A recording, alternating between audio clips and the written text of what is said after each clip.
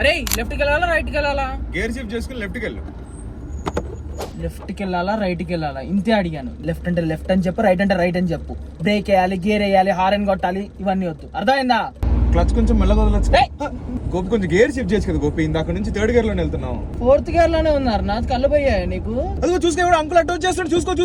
Uncle sorry uncle, sorry చూసుకోలేదు. అరే ఆడికి సారీ ఎందుకు చెప్తావురా? మందే తప్పు కదా. తప్పు ఆడిదిరా.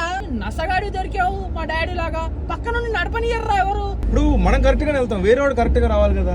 నడిపేటప్పుడు నెంబర్ ప్లేట్ పాలసీ అని కూడా ఉంటుంది తెలుసా నీకు? నెంబర్ ప్లేట్ పాలసీ ఏంటంటే నెంబర్ ప్లేట్ కనిపిస్తూ ఉండాలంట. Minimum 100 metres distance car to car maintain చేసామంటే యాక్సిడెంట్స్ కాకుండా ఉంటాయి. ఇక్కడ నుంచి రైట్ తీసుకోవాలి. రైట్ ఇండికేటర్ వేసుకో గోపి, రైట్ ఇండికేటర్ వేసుకో. అరే డ్రైవింగ్ నేను చేస్తారా, నువ్వు నా పార్షల్ డ్రైవింగ్ చేయకు.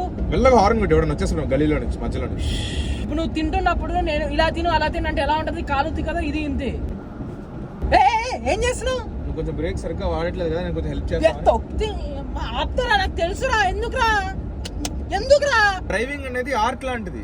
మనం నడుపుతుంటే వేరే వాళ్ళకి అసలు ఇబ్బంది కూడా రాకూడదు. నన్ను చూస్తావంటే రోడ్డుని చూడు. మాట్లాడుతున్నావు కదరా, మాట్లాడు. డ్రైవింగ్ ఈసారి ఆట అని చెప్పి ఇంకా నేను ఇంకో నిన్నే చూసుకుంటాను. నేను మాట్లాడను రా బాబు, నేను మాట్లాడను, తప్పైపోయింది.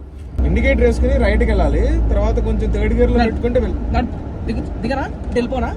లెఫ్ట్కి వెళ్ళాలి రైట్కి వెళ్ళాలి? సరిగ్గా చూసి చెప్పు. లెఫ్ట్ రైట్ ఇటు లెఫ్ట్ రా.